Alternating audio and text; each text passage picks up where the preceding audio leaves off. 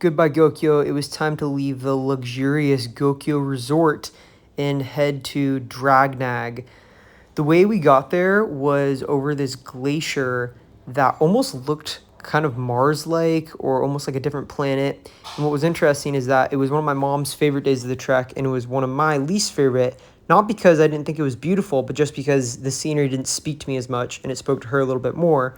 So I think it is pretty awesome how different types of scenery can speak to different people in different ways.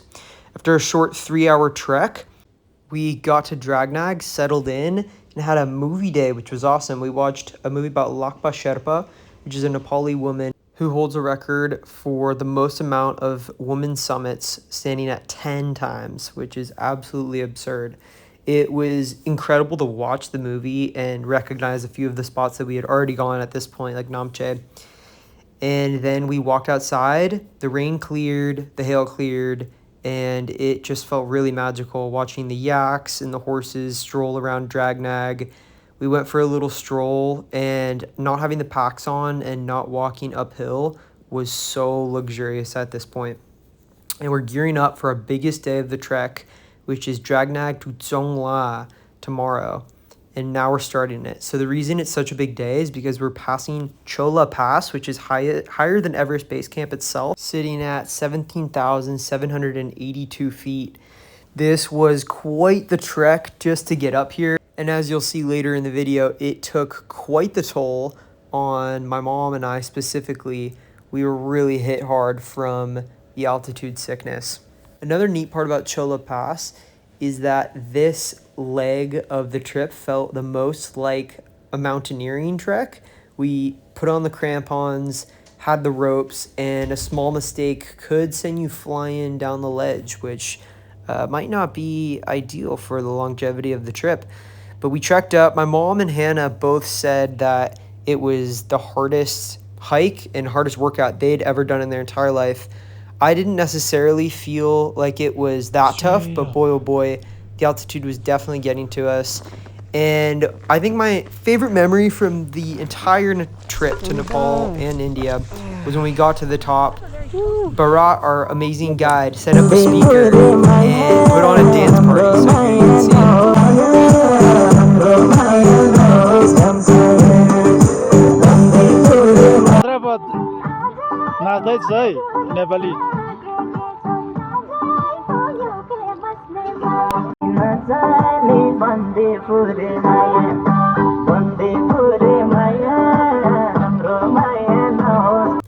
Descending from Cho La Pass honestly left me speechless. We got our first view of Cholatse, which I thought was the most beautiful mountain in the entire Himalayas that I saw.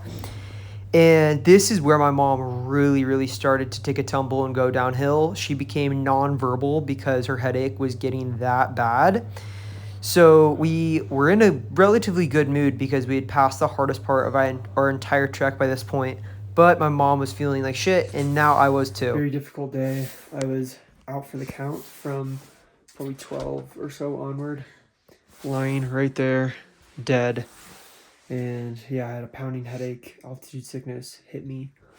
Hannah's okay, kind of. Well, we started by crossing a glacier, 5 in the morning, going straight uphill with ropes, so that kind of did us in. Feeling like shit, morale is low. Feeling like shit, morale is low. Feeling like shit, morale is low.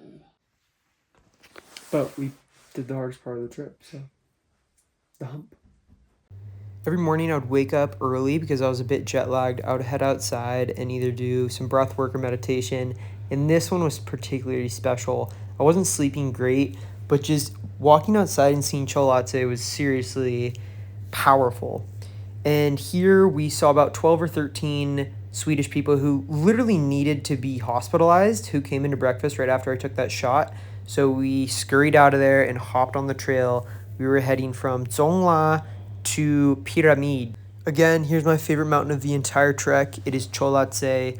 We took our sweet time on this trek just because the weather was perfect and really could not soak up enough of these views. I mean, literally just look. You have views of Amadablam and Nuptse and Cholatse.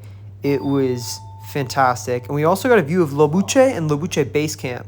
So a lot of climbers who climb Everest will do an acclimatization hike at Lobuche. We met some Australians in Machermo who were going to hike Lobuche, and you have to wake up at midnight and start climbing, which sounds brutal. So we got into our spot for the night. It was Pyramid, and it is literally a pyramid, which I think is hilarious. It's an interesting spot because it's made out of solar panels, and it is an Italian research center that apparently doesn't have enough funding, so they turned to being a homestay to stabilize their financial health. And here is a tasty soup and farkle that we played the night before the big trek to Everest base camp. Stay tuned.